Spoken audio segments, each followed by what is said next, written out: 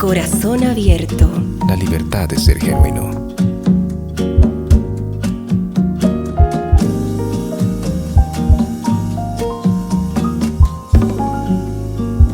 Te doy la bienvenida al episodio número 25 del podcast A Corazón Abierto. Tal vez puedes estar un poco extrañado con la escenografía, que no es la que usualmente tenemos, pero es porque aquí en A Corazón Abierto no perdemos ninguna oportunidad. Donde hay un invitado, ahí corremos, ahí armamos las cosas, porque lo que aquí nos interesa a nosotros es el contenido, es hablar con las personas, es saber sus experiencias. Y algo que nos caracteriza a nosotros como podcast, que creo que es la razón, el corazón por lo que hacemos esto, es el hecho de conocer a la persona detrás del personaje. Amamos eso. A veces vemos personas reconocidas en el altar y muchas veces en nuestra mente humana creemos que son personas que ya tienen la vida resuelta, que no pasan por nada, que no tienen problemas, que han nacido así, con todas esas capacidades, talentos desarrollados, esas virtudes, pero en realidad no. O sea, al final todos somos seres humanos, todos somos vasos de barro en las manos del Señor, todos seguimos siendo moldeados por el Espíritu Santo.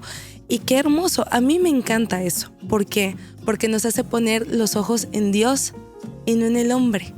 Nos hace darle la gloria a Dios y no al hombre. Porque yo te puedo decir, yo fallo hasta las personas que más amo.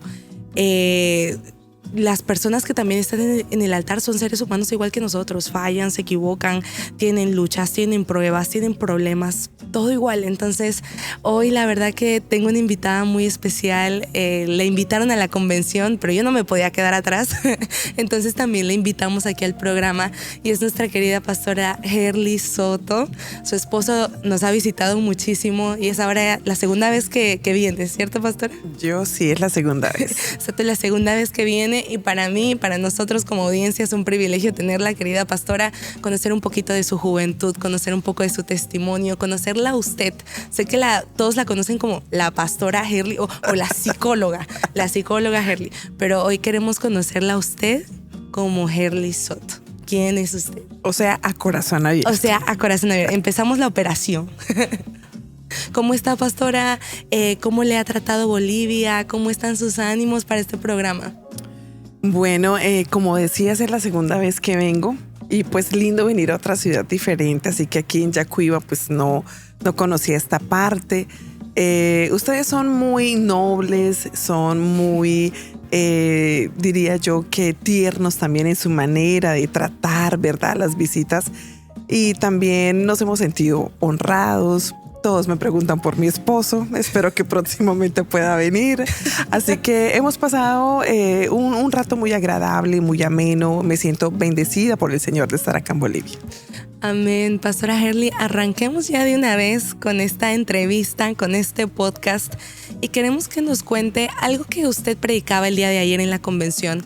Era que los tratos del Señor comienzan con nosotros desde que somos niños, desde que somos adolescentes, jóvenes, y nos contaba usted un poquito sobre su testimonio.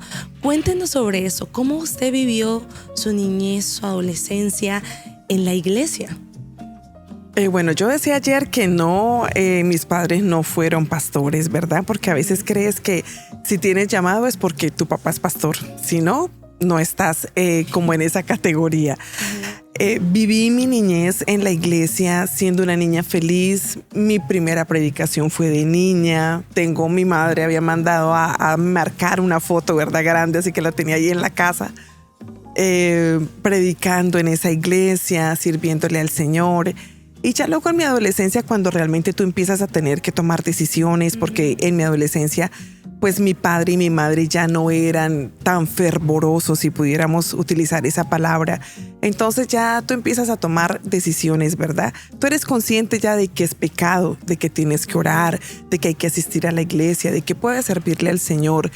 Y Dios me dio la bendición pues de tener unos líderes cercanos. Hablaba ayer de mi tío Ciro, ¿verdad? Por lo menos cuando me dice, oye, me voy a ir para Bolivia. Si tú quieres que yo te bautice, este es el año para que tomes tus clases y te bautice. Entonces todo eso empieza a confrontarte, pero a la vez son los primeros pasos que empezamos a dar pues en esta ruta de amar, de honrar, de servir al Señor. Tengo recuerdos, muchos recuerdos de estar en la casa de Dios haciendo aseo. Como hablábamos ayer, no, regálate. Si no te llaman, regálate, haz lo que no. Cuando eso no había un ministerio muy consolidado de adolescentes, pero sí de jóvenes. Recuerdo que un día estábamos predicando en un barrio, ¿verdad? Que tiene sus casitas así como hacia arriba. Entonces tú te paras en las gradas y ahí hacíamos como los impactos, los cultos al aire libre. Y me dice la líder de jóvenes, ¿por qué no predicas tú? Y yo me quedé como, ¿yo? ¿Ya al aire libre? Pero me lancé, lo hice. Yo creo que cosas bonitas que tengo de mi adolescencia era que me arriesgaba, ¿verdad? Me arriesgaba a hacerlo. Y ese tal vez sería un primer consejo para el día de hoy. Al comienzo tal vez no va a salir, pero por lo menos te va a quedar en tu mente, lo hice. Y no, ¿qué pasaría si sí hubiese aceptado eso? ¿En qué momento es que Dios llega a su vida? ¿A sus cuántos años es que usted experimenta ese encuentro genuino con el Señor, que usted puede decir que ese fue el día, ese fue el momento, esa fue la experiencia que su vida dio un giro de 180 grados? Yo creo, Annalise, que desde que era una niña yo era muy consciente que Dios era real. Yo me acuerdo de sentir el trato del Espíritu Santo en mi cuarto, aunque ya en mi adolescencia fue que dije, Señor, quiero que me bautices, y si me vas a bautizar, que sea en la iglesia. Yo no quiero que sea en ningún otro lugar, sino para tener como el sello, ¿no? Y pues Dios es tan maravilloso que hasta en eso le complace a uno. Efectivamente fue en la iglesia, junto al altar, que un día yo empecé a hablar las lenguas del Espíritu Santo. Pero yo puedo decir que desde niña yo era muy consciente que Dios existía, que Dios era real, que tenía, ¿verdad?, un plan y un propósito para mi vida. Ya si dijéramos puntualmente, bueno, cuando el Señor te llamó, cuando, pues yo diría que a mis 15 años, ¿verdad?, en la experiencia de la convención, cuando Él habla a mi corazón y yo soy consciente que el Señor me necesita en su obra. Obviamente empiezan interrogantes y por qué yo, y serviré y no serviré y cuándo, pero Dios te va llevando día a día, paso a paso. Pastora, siento que muchas de las personas que hemos crecido en hogares cristianos, en hogares religiosos, donde nuestros padres nos han enseñado la fe siempre desde muy pequeños, como usted decía, desde que uno nace es como que le andan diciendo que Jesús murió en la cruz, Jesús te ama, lee la Biblia, lee la palabra, pero es lo que te han enseñado y muchas veces es la fe de tus padres, pero no es la fe tuya. En el caso de usted nos dice que siempre se hizo consciente de eso, pero no considera que tal vez en un momento era más algo cultural, una tradición familiar, o siempre consideró a Jesús, el cristianismo, como algo suyo, como algo de usted que la identificaba. Yo pienso que todo eso influye, ¿verdad? En la palabra del Señor dice, las malas conversaciones dañan, ¿verdad?, tus principios. Entonces, lo cultural también te va a influenciar. Si tú quieres amar a Dios, pero mis amigos hablan mal, son ateos, tienen otras costumbres que yo no tengo, todo eso de alguna manera te va a empezar a generar duda. Oye, ¿Dios existe? ¿No existe? ¿Yo sí estoy en la razón? ¿O será que estoy perdiendo mi vida por estar acá? Entonces, lo cultural influye. Pero lo familiar también. Yo empecé a crecer en un vínculo de convenciones, de honrar a pastores. Mis tíos empezaron a ser pastores, mis tíos empiezan a ser misioneros. Entonces todo eso, ¿verdad?, creo que sumó para bien. Y claro, llega el momento, vuelvo a reiterarlo, en el que tú tienes que tomar una decisión. Es Dios y tú. Aunque estés rodeado de 100 personas. Los tratos, tú miras la Biblia y los tratos siempre fueron personales. Estaba el ángel con María, ¿verdad? Estaba Moisés en la zarza.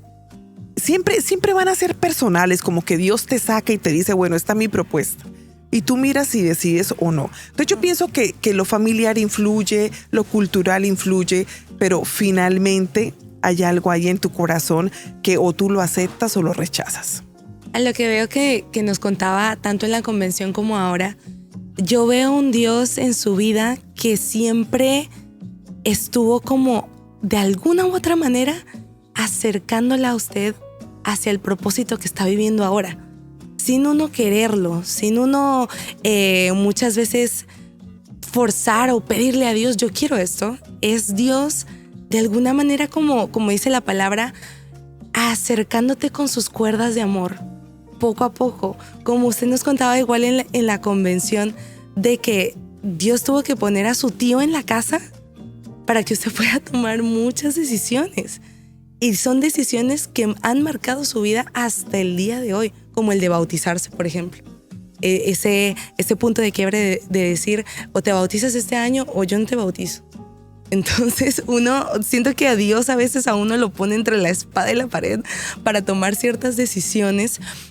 Pero en este sentido, pastora, yo sé que ser adolescente, ser joven en la iglesia cristiana no es nada sencillo, no es nada fácil. Lo he vivido. Y en el contexto que usted ha vivido, ¿cuál considera usted que han sido de las luchas, de las batallas más grandes que usted ha tenido que liberar como una joven adolescente cristiana? Bueno, cuando tú dices Dios te ha colocado a las personas, es como si el Señor lo hiciera conmigo y no lo hiciera con el resto.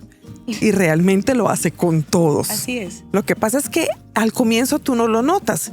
Por lo menos hablábamos ayer también una palabra tan sencilla como que tú no escoges a tus papás. Uh-huh. Entonces tú vas a decir, ¿y yo por qué mi papá y mi mamá son esto? No, porque Dios necesitaba y ellos son. Es más, el principio de la bendición de un hijo parte de los padres, como la bendición de una esposa y un esposo va a partir es del esposo, ¿verdad? Ahí parte el principio de la bendición. Luchas y batallas vamos a tener todos, en todas las generaciones, en todas las etapas. Algunos luchan con el vestir, otros lucharán con la música, pero sin lugar a dudas, si tú me preguntaras a mí, ¿cierto? De pronto, ¿cuál fue mi lucha? Fue realmente poder aceptar el compromiso, o más bien el sí que yo sabía que tenía que darle al Señor. Sí, porque aunque estoy en un contexto de pastores, de esposas de pastores, de todas maneras veo la otra cara de la moneda. Uh-huh. Sí, entonces veo la rosa, pero veo las espinas también, ¿cierto? Veo la corona, pero veo la cruz. Uh-huh. Y yo sabía que eso no iba a ser sencillo, que no iba a ser fácil. Es más, yo recuerdo una vez a mi padre, ya yo estando en la universidad, diciéndome, chata, ¿no? Chata por lo de chata.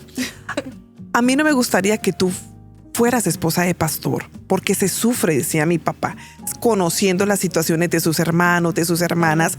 Entonces es eso, ¿verdad? O sea, como, Señor, esto es lo que tú tienes para mí, pero yo pudiera tener otra idea también y pudiera servirte. Entonces creo que para mí el reto y lo que me hizo de pronto mover o me movió el piso y que de pronto le puede estar pasando a muchos adolescentes y a muchos jóvenes que nos escuchan hoy es decir, bueno, Señor, sí. O sea, tomar la determinación.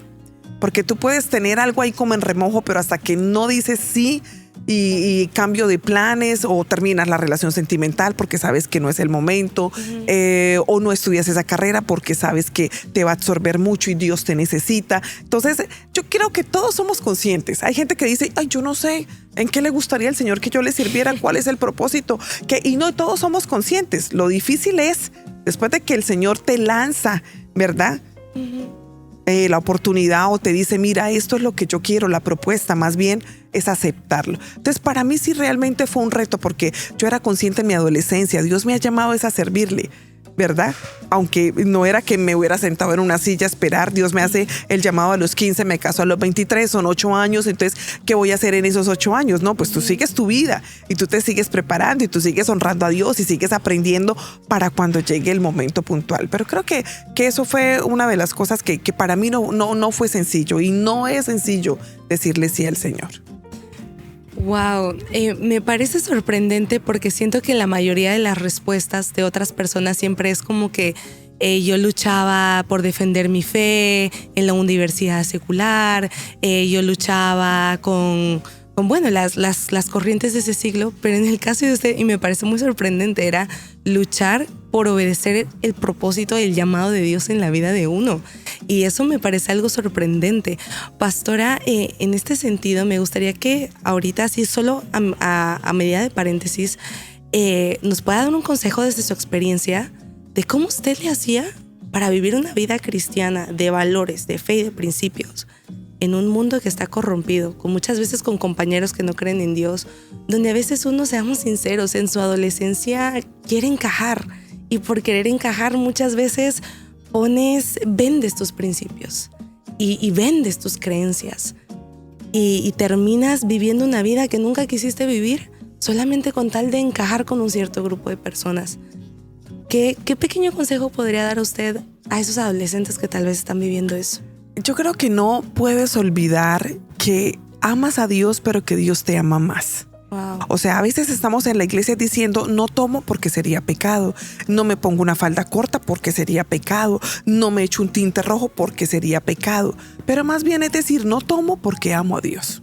No me pongo una falda corta porque amo a Dios. No me echo un tinte porque amo a Dios. Y cuando tú lo pones en esa balanza, aunque viniera la tentación, ¿cierto?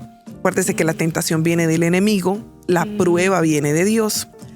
Pero aunque viniera la tentación, entonces tú te evalúas y dices, no, yo amo al Señor, entonces lo rechazas. Porque lo peligroso también de esta generación es que yo veo que a veces estamos más cerca del pecado. Yo decía ayer algo, ¿verdad? Un joven dijo, yo voy a ir al mundo y voy a regresar. Imagínate, esas son palabras difíciles. Hay niñas que pueden decir, me voy a dejar tocar, pero no voy a llegar hasta el acto sexual.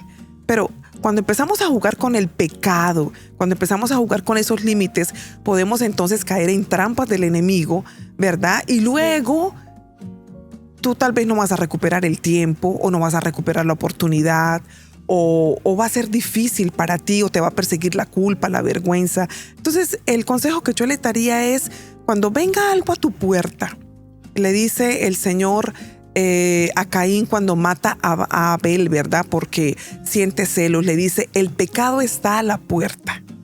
Y eso es literal, tú abres tu puerta y ahí está el pecado. Le dice, pero es como tu decisión, si Él es tu Señor o tú te enseñoreas de Él.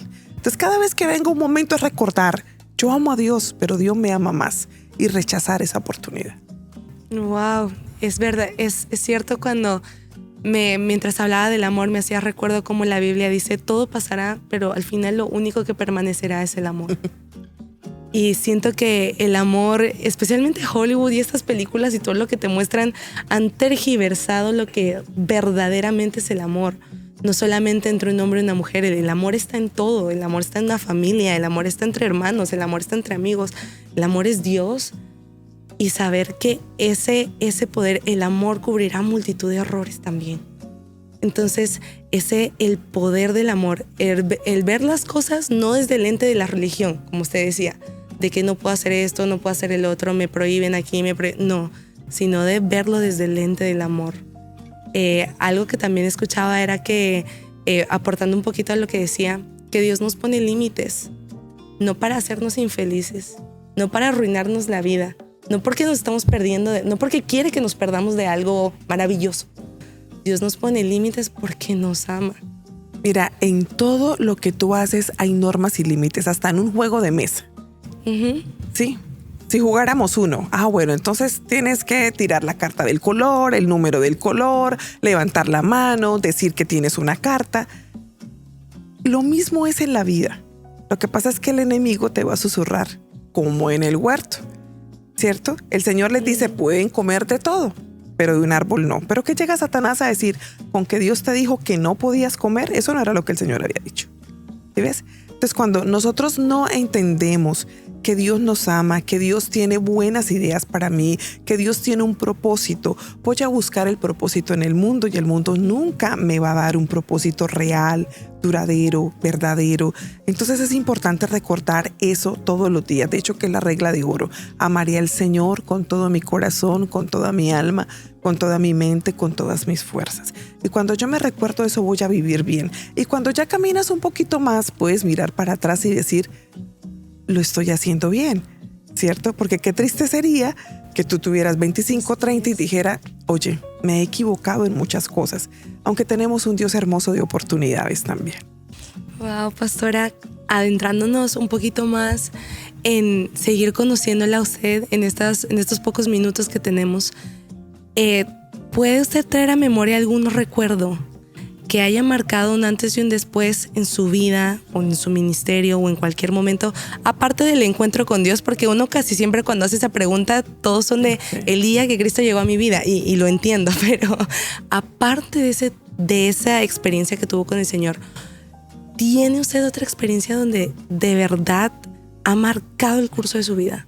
Bueno, yo les hablaba que muchas de las profecías que el Señor me dio de los tratos personales a través de personas y todo fueron en mi adolescencia. Yo recuerdo en una profecía que el Señor me decía que yo le iba a predicar a miles de personas y que miles de personas iban a venir a mí, cuando eso mi iglesia era, bueno, sigue siendo pequeña. Y yo decía, pero a miles, si me paro en un culto de jóvenes, habremos 20, si me paro con toda la congregación, unos 150, miles. Pero hace 3 años a nosotros, creo, nos hacen una invitación a mi esposo y a mí para ir a Perú. Yo no conocía Perú. Y nosotros vamos a una primera ciudad de Iquitos, ¿verdad? Trabajamos los dos, la actividad, pero luego el pastor Luis Mesa me hace la invitación para ir a la convención juvenil en septiembre, creo, si no estoy mal, que era en un estadio. Entonces yo estoy predicando un mensaje que el Señor me regala acerca del aceite y de la parábola de las 10 vírgenes.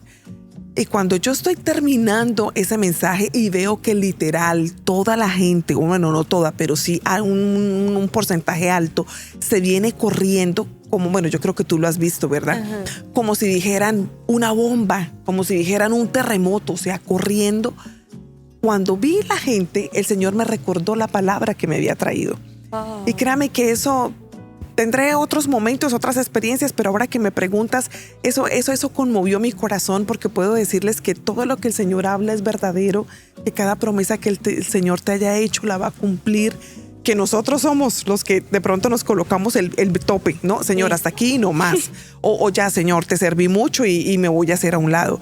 Pero el Señor siempre te va a llevar a cumplir la palabra, las promesas, lo que te ha dicho, lo que te ha hablado, lo que te ha mostrado.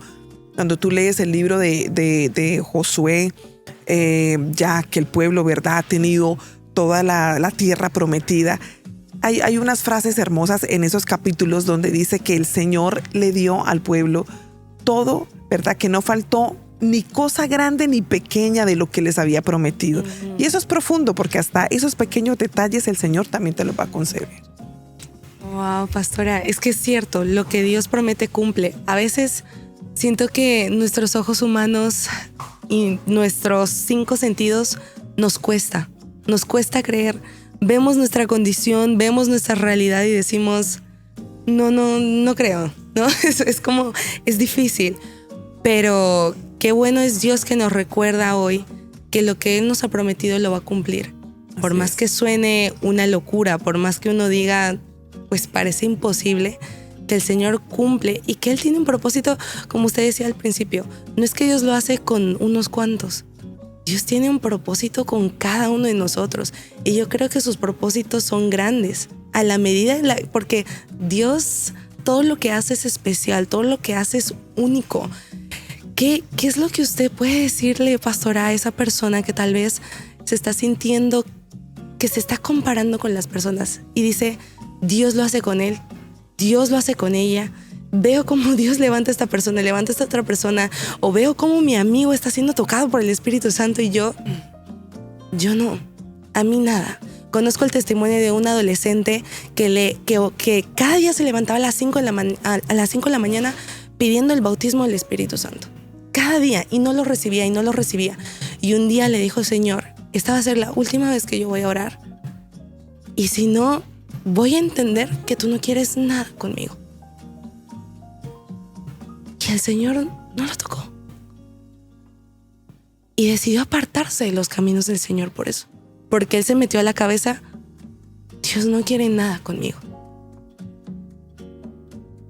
¿Qué pasa cuando nos suceden cosas como esas?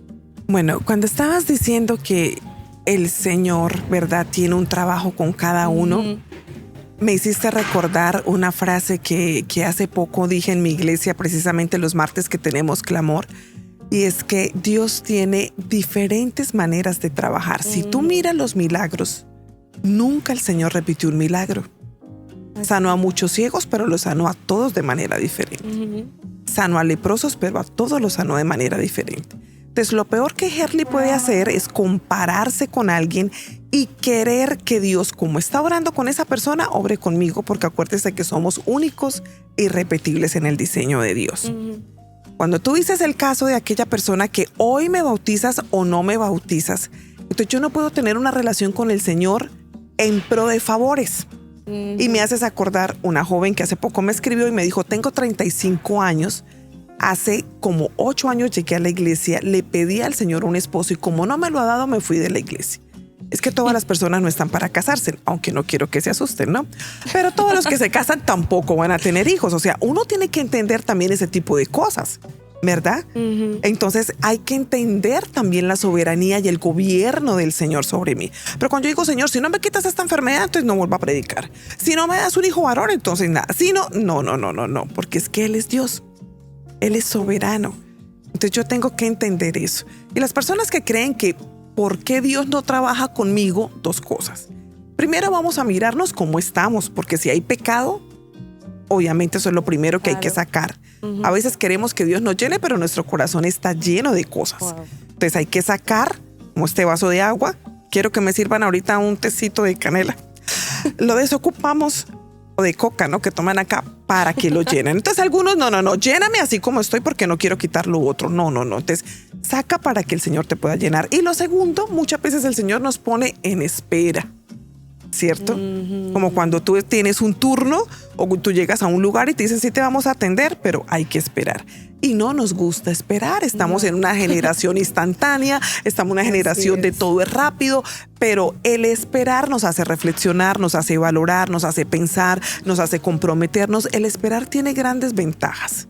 Igual que cuando el Señor también te pasa por el dolor. El Señor nunca desperdicia el dolor y diría que tampoco desperdicia la espera. Oh, pastora, hablando ya en este tema de una juventud de ahora, como se decía, instantánea, que no le gusta esperar, que quiere todo rápidamente, ¿qué grandes diferencias nota usted, ya que es psicóloga y sé que muchos jóvenes, adolescentes, padres, madres van en busca de ayuda con la profesión que Dios le ha dado y que está metida usted en ese rubro allá en la ciudad de Colombia? ¿Qué grandes diferencias nota usted entre la juventud de antes, tal vez en la que usted vivió, con la juventud de ahora, en la sociedad y el contexto que se vive ahora? Bueno, nosotros estábamos hablando un tema ayer del celular, ¿cierto? De ese enemigo en casa, de esa tecnología que me atrapa, que a veces hasta me impide estudiar una carrera, bueno, cosas esenciales, ¿verdad? Yo sí pienso que esta generación, o sea, cuando la gente dice no se dejen llamar una generación de cristal porque deben ser fuertes, sí, debemos ser fuertes, pero si lo entendemos. Pero si no lo entendemos, va a ser una generación que no quiere sufrir, que quiere todo rápido, que quiere todo fácil, que no quiere un desgaste. ¿Sí me entiende? Precisamente porque estamos bajo esa influencia del celular, de los youtubers, de los influencers, que entonces tengo plata, que estoy acá en el hotel, que estoy en Hawái. Entonces yo me he sentado con niñas, obvio, no son cristianas, pero yo te digo, oye, ¿tú qué quieres ser? Me dice, no, Johanna, yo voy a ser modelo Wiccan, yo me voy a dedicar a esto. Entonces yo como que, ¿qué? O sea, mira hasta dónde ha llegado la moral y los valores. Si yo consigo dinero fácil, me meto en un negocio ilícito. Si yo vendo mi cuerpo, me tomo unas fotos, ¿cierto? Entonces sí, me da temor que sea una generación hueca, una generación que va a ser muy dependiente de sus padres y unos padres, ¿verdad?, que le van a dar todo el tiempo al hijo sin exigirle. Entonces podemos tener un chico de 30, de 40 años y tú, no, vivo con mi papá y con mi mamá. ¿Y qué haces? No, nada, ¿verdad? Entonces ese es el peligro y eso no está lejos de nuestra iglesia. Podemos empezar a tener también en nuestra iglesia una generación que no se esfuerce, que no entienda. No hablo solamente del propósito de Dios, de las oportunidades en la vida. ¿Tú quieres ser bueno en tu carrera? Échale ganas, ¿cierto?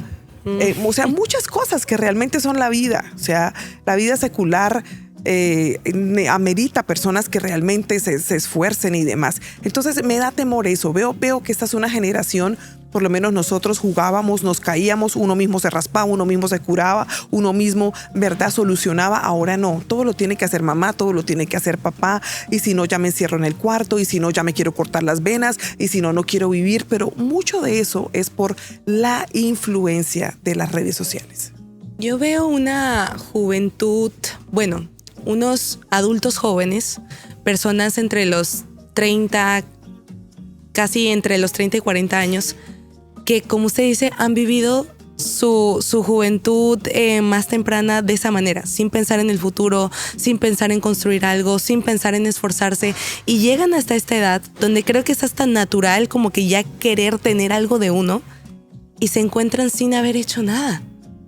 Y cuando despiertan de todo eso, y se quitan esto de la cabeza de que, ay no, que la vida es una sola, y uno empieza a hacer locuras y uno empieza a cometer muchas cosas, y se encuentran ya en una edad más sensata y ven que no han hecho nada de su vida, que no tienen nada, que ni siquiera pueden tener una relación estable, por así decirlo, y se frustran y dicen, he desperdiciado años tan valiosos, años en los que podía haber empezado un trabajo, años donde podía haber emprendido, años donde podía haber hecho muchas cosas, pero ahora me cuesta más.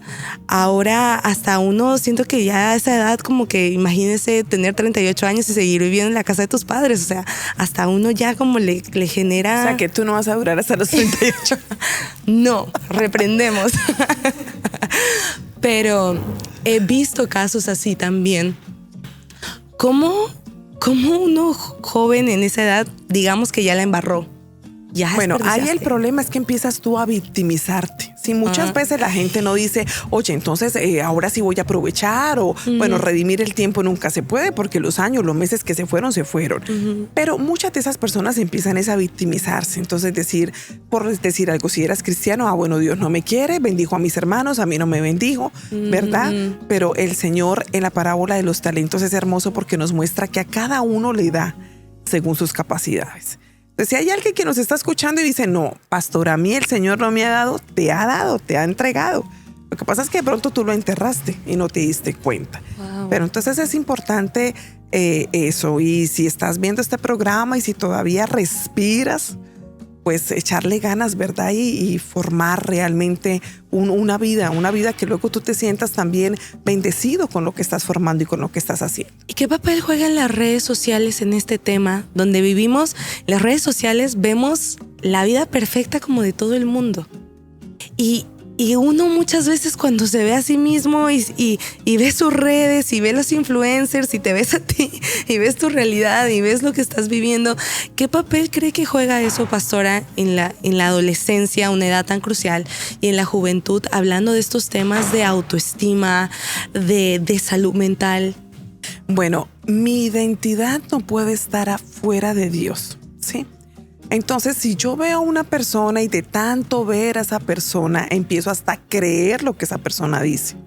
Eso va a empezar a influenciar en mis pensamientos, en mis decisiones, en mi carácter, en lo que yo quiero. Sin, de pronto, alguien dice, yo no me voy a alejar del Señor.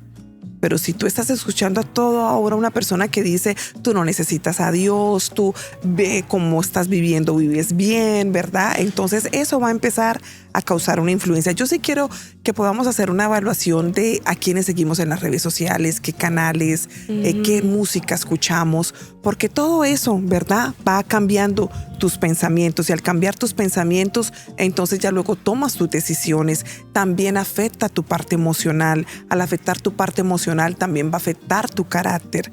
Entonces todo es una relación, ¿cierto? Lo que yo oigo, lo que yo veo, lo que yo hablo, esas imágenes que yo me empiezo a hacer, y mucho, si paso 3, 4, 5 horas, si sigo a gente en conversa o de pronto a gente cristiana pero que tiene otros parámetros, por lo menos algo tan sencillo, que no crean en un Dios trino. Luego puedo llegar a creer, a pensar o a decir, ¿y será que el Espíritu Santo sí existe? ¿O lo que yo estoy escuchando de esta persona tiene razón? Y es algo de mi fe muy valioso, ¿verdad? Entonces las redes sociales pueden o acercarme al Señor o alejarme de Dios, o ayudarme a tomar una buena decisión o equivocarme en esa decisión. En este sentido, pastora, que, bueno, sabemos que antes, yo me acuerdo que cuando era niña tenía amigas jóvenes que querían estudiar psicología, y muchas veces los pastores le prohibían porque creían que era una carrera que le iba a meter muchas ideas raras, exacto, como que muchas corrientes y hasta cosas que no iban al caso, y era como que se estigmatizaba mucho eso de la psicología, esas corrientes. Pero yo creo que ahora Dios, incluida usted, ha levantado psicólogos cristianos tan importantes para la época de hoy. Yo puedo decir personalmente que he sido muy, muy, muy ayudada emocionalmente por psicólogos cristianos que la verdad me han ayudado muchísimo en muchos puntos de mi vida. Pero ¿qué errores cree que está cometiendo la iglesia al momento donde habla de salud mental o del dolor emocional que se vive en esta generación? Bueno, en la prédica de mañana yo quiero tocar algo. Mañana va a ser netamente misionero, pero vamos a hablar algo acerca del dolor. Vamos a hablar algo acerca de esa sanidad, ¿sí? Cuando el Señor Jesús se para en el templo a leer el rollo del libro, porque cuando eso la Biblia no era como ahora, ¿verdad? Que es un libro y tú pasas las hojas, sino eran rollos. Él lee la parte del profeta Isaías. Isaías 61 y Lucas 4 prácticamente son una copia. Entonces él dice, el Espíritu del Señor está sobre mí, porque me ha enviado a los quebrantados, a sanar a los heridos. Entonces mira que el Señor en su ministerio tenía dentro de su agenda la parte emocional. Yo no puedo decir que si tú estudias psicología es porque no tienes fe. Hay que tener cuidado con eso, ¿sí? Porque si yo te dijera, Analí, me duele esta rodilla y voy a llegar a terapia a mi país, normal. Pero si la hermana Herly dijera, me duele aquí, no mi cabeza, mi cerebro, y tal vez voy a necesitar que alguien me escuche, entonces, falta de fe, tengo el diablo. No, el cerebro es como cualquier otra parte de mi cuerpo. Si tú sufres del corazón, irías al cardiólogo. Si tienes problemas, ¿verdad?, en tus vías urinarias, irías al urólogo. Si tienes problemas del cerebro, hay que ir al psiquiatra. Y ya los libros están diciendo que una depresión es una inflamación del cerebro, ¿cierto? Entonces, soy cristiano, pero voy a terapia. Obvio, escojo mi psicólogo, escojo mi psiquiatra, me dejo orientar, guiar por el Señor, voy de la mano con la oración. Si tengo abuelitos, tíos, primos cristianos, un esposo cristiano, ellos me van a ayudar a orar, ellos me van a ayudar a fortalecer esa parte, pero yo tampoco puedo decir que no es importante el psicólogo. Y yo tengo personas que han escrito, por lo menos hace poco di una prédica con mi esposo, él me dijo, ayúdame en la parte de la introducción, y cuando yo pasé, ¿verdad?, a dar la parte de la introducción, llegamos luego al hotel y yo, voy a mirar la imagen porque quiero ver cómo nos veíamos los dos. Entonces alguien escribió, psicología, hasta acá me llega la predicación, se metió el diablo, ya me desconecto, ¿sí? O sea, ¿cómo podemos considerar que porque, ni siquiera íbamos a hablar de psicología, porque él iba a hablar del personaje Lea y simplemente íbamos a hablar de las heridas de la mujer y qué hacer con las heridas? Y bueno, ya la parte familiar realmente era una introducción muy corta, así que esa persona se perdió la prédica. Entonces hay que ser cuidadosos con esto, ¿cierto? Y si alguien quiere estudiar psicología, eso es lo tuyo y te va a hacer feliz, entra. Hace unos minutos alguien me escribió y me dijo, pastora, estoy estudiando psicología, tengo que dictar una conferencia de identidad de género. No quiero cambiar mis principios cristianos, ni pecar con mi conferencia. ¿Qué hago? Entonces yo le dije a esa persona, parta de dónde nos formamos. ¿Qué es lo que tú crees? Que venimos de Dios, ¿verdad? No creemos ni en la evolución, sino creemos en la teoría de que somos creación perfecta de Dios. Y después de que tú definas que solo hay hombre y mujer, ya metes, ¿verdad?, las características de la mujer, de la luz de la psicología, del hombre, y arma tu conferencia y luego me la vas a mostrar. Yo creo que podemos vivir de la mano con la Biblia y con los libros psicológicos, ¿sí? La Biblia entonces te da la pauta. Lo que no es, pues yo lo corto, como dice la palabra, ¿verdad? Desechando, todo me es lícito, pero no todo conviene. Así entonces esta parte no, o este autor no. Pero es importante que la iglesia empiece a hacer más presencia en lo que llamaríamos salud mental realmente. Pastora Herly, usted que no solamente da terapia a gente que no es cristiana, sino a jóvenes de la iglesia. Claro que sí.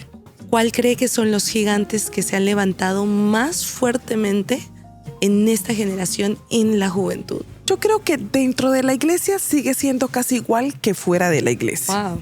Entonces tenemos la depresión, que es cuando algo del pasado te gobierna y tú te quedaste en un pedacito del pasado. Tenemos el estrés, que es no disfrutar mi presente. Ay, Dios mío, esto, lo otro. Y desde que nos levantamos estamos afanados. Y me imagino que ustedes han visto reels, ¿cierto? Que hasta cepillándolo, entonces no, me voy a cepillar los dientes. Peinándose, no, me voy a peinar. Eso nos pasa también a los cristianos. Y lo otro sería la ansiedad. No ha llegado el otro mes, pero yo ya estoy en el otro mes. No ha llegado el otro año, pero yo ya estoy en el otro año. También me preocupa, o no me preocupa, sino la pregunta que tú me hiciste, bueno, sí me preocupa, que así como afuera la gente está más dada a pensar lo negativo, porque tú sabes que el cerebro, ¿verdad? Uh-huh. Lastimosamente piensa más en lo malo que en lo bueno. Dentro de la iglesia también somos así. Yo soy una mujer de fe, pero pienso que mi hijo no se va a restaurar, que mi esposo me va a abandonar, que la plata se me va a acabar. ¿Qué piensa el de afuera? Lo mismo. Entonces, diría yo que lamentablemente vivimos casi que los mismos problemas a nivel psicológico, tanto afuera como dentro de la iglesia. Eso me aterra porque se supone que como jóvenes cristianos debería ser diferente. O sea, claro que sí. Deberíamos, no sé, o sea, yo digo, cuando Dios entra en la vida de uno, se supone que las cosas son diferentes, ¿cierto? Se supone que la vida misma es diferente. Pero es impresionante cómo incluso eso se ha metido. Y hay muchos temas que todavía siento que siguen siendo estigmatizados, que siguen siendo tipo tabú, o que el mundo los habla tan libremente, como la ideología de género. El mundo lo habla tan libremente como si fuera algo normal, como si fuera algo sumamente natural, cuando en la iglesia, pues por lo menos yo he escuchado demasiado poco al respecto.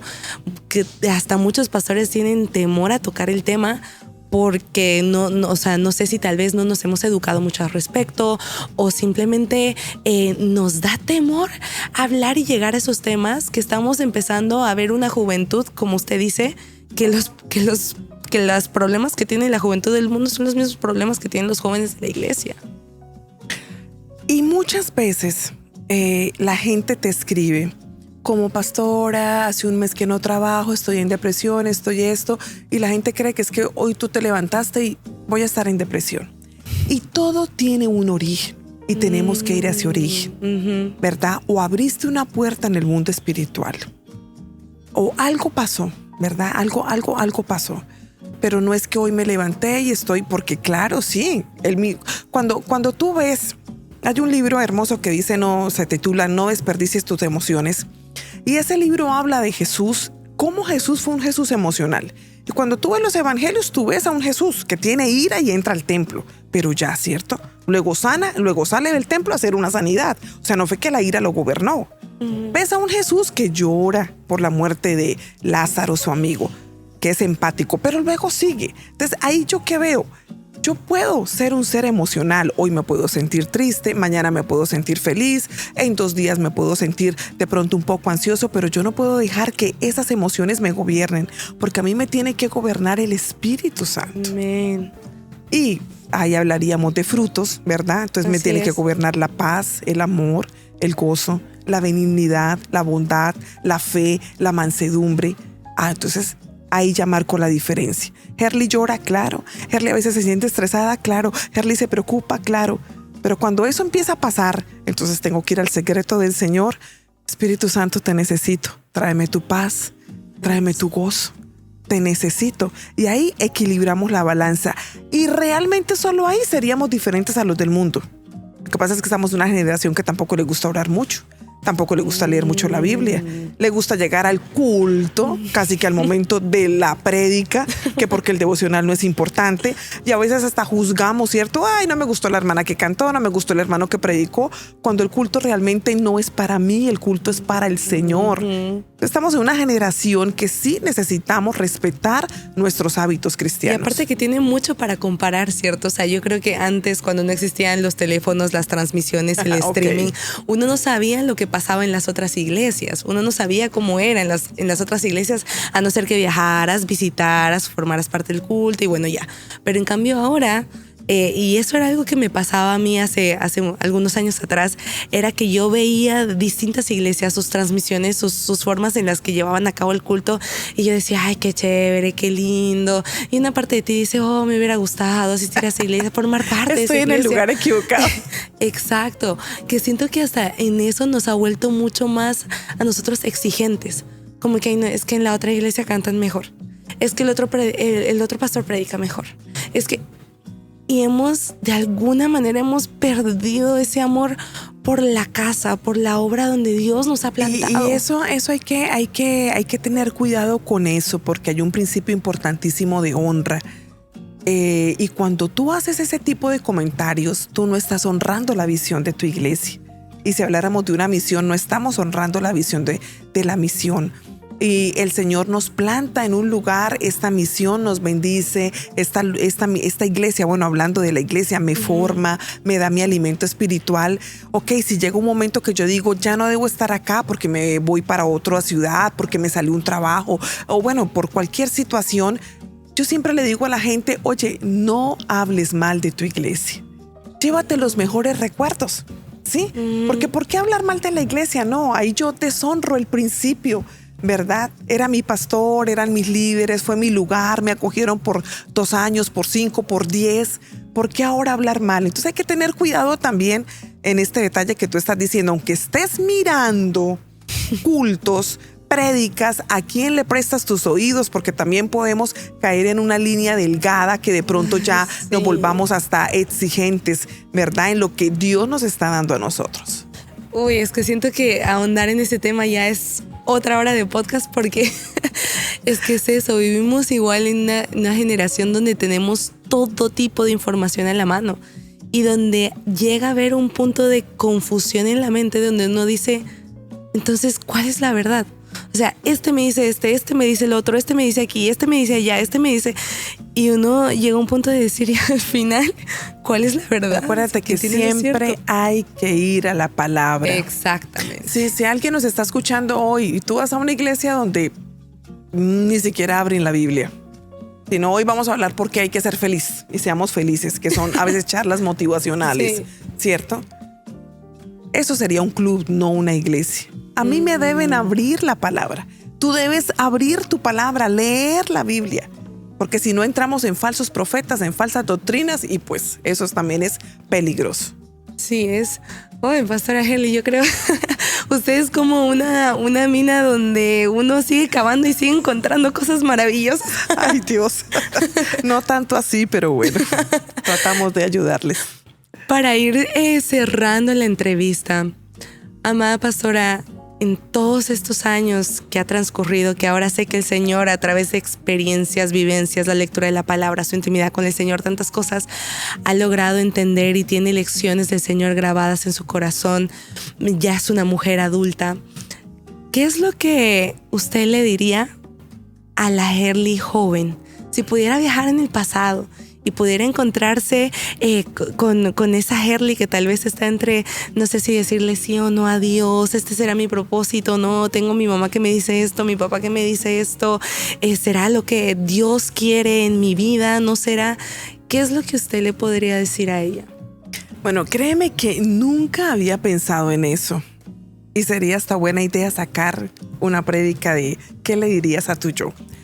Pero ahora que me haces esa pregunta, yo, por lo menos, si me encontrara con la Herly de 15 años, le diría, es real todo lo que Dios te está diciendo, ¿sí? Es más, me atrevería a decirle a esa Herly, es más de lo que tú te has imaginado, ¿sí? En la Biblia hay muchos textos maravillosos, pero hay uno que dice, con tremendas cosas nos responderás tú. Hay otro que dice que el Señor hace mucho más abundantemente. No sé qué deseo, qué anhelo, qué sueño tengas en tu corazón. Bueno, te voy a decir que es más de lo que tú tienes ahí. También le diría a esa Herly, tú sí puedes. Acuérdese que el peor enemigo es uno mismo, ni siquiera es el diablo, ¿cierto? Y uno mismo a veces se pone los topes o como que, ay Señor, esto sí, pero esto no. Y he podido entender que cada puerta que el Señor le abre a uno, hay que entrar. Y que el Señor nunca te va a avergonzar, Anelis. Eso es una frase que me ha acompañado a mí por años ya. Yo te podría avergonzar. El hombre puede avergonzarte, pero Dios nunca te va a avergonzar.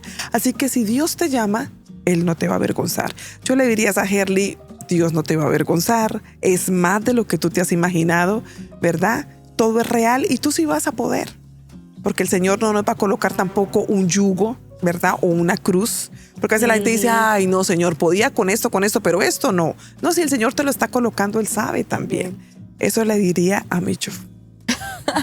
Wow, qué mejor manera de terminar este podcast, pastora, porque siento que especialmente aquí con la última parte, en lo personal, uno a veces cuando es joven es real lo que usted dice. Uno piensa que no va a poder, que no lo va a lograr, que vas a morir en el intento, que va a ser un fracaso más. Yo no entiendo por qué se ha metido esa negatividad a nuestras mentes. Todo eso lo hace el enemigo. Porque Exacto. acuérdense que el enemigo pone el temor, ¿cierto? El temor no es un pecado, pero te paraliza, ¿cierto?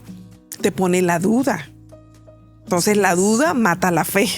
Y para caminar necesitamos la fe. Entonces a veces empezamos a escuchar más el enemigo o nos centramos más en la gente que ha fracasado, en los errores. O de pronto tú fracasaste en algo pequeño y crees que así va a ser la constante para tu vida.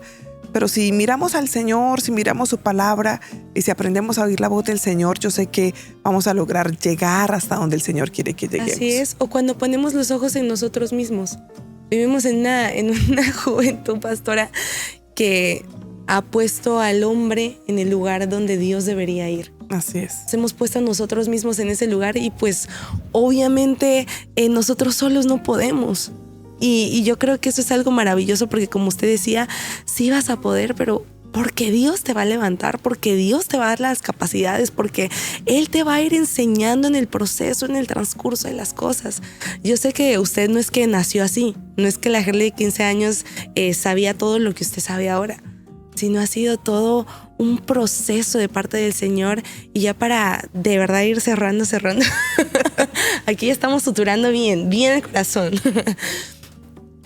Pastora, ¿qué palabra de esperanza le podría dar a usted a aquella persona que de verdad se siente que, o sea, yo sé que usted ya lo dijo antes, pero siente que tal vez Dios sí tenía un plan, Dios estaba haciendo el propósito, Dios estaba construyendo y la embarró?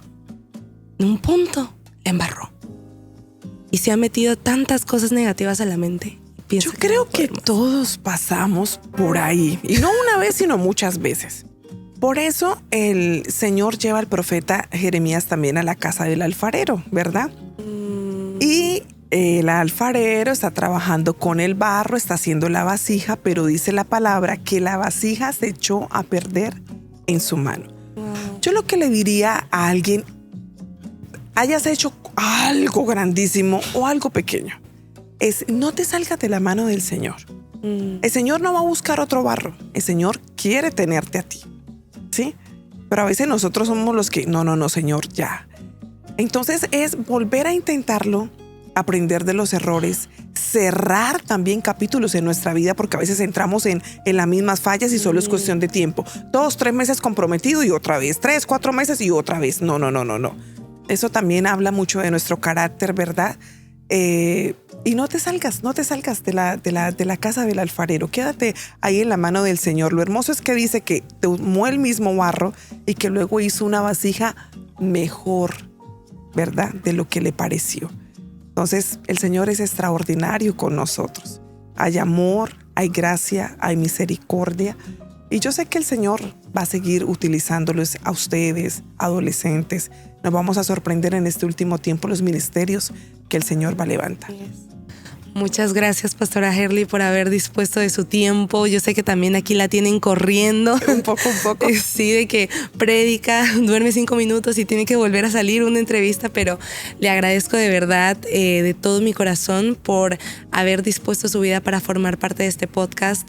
Yo soy una fiel creyente de que la palabra de Dios nunca vuelve vacía, de que siempre llega alguien y siempre llega en el momento correcto, y le agradezco por haberse dejado utilizar en las manos del Señor, habernos abierto su corazón. Esperamos seguir conociéndole a fondo, que Dios continúe utilizando su vida siempre, en toda ocasión, en todo momento, que siga siendo esa sierva de luz en este mundo lleno de tanta oscuridad. Y nada, pastora, le agradezco de todo mi corazón. Muchas gracias. Para mí fue un honor estar aquí en Corazón Abierto. Gracias, y gracias a ti que te quedaste hasta el final de este episodio número 25, ya la siguiente con otro nuevo tema. No te lo vayas a perder. Si este episodio ha sido de bendición para tu vida, por favor, haznoslo saber en los comentarios. Nos encanta leerte y saber las maravillas que Dios también está haciendo en tu vida y te habla a través de este episodio. Que Dios te bendiga, ten un buen día, ánimo, tú puedes, Dios está contigo. Chao, chao. A Corazón Abierto. La libertad de ser genuino.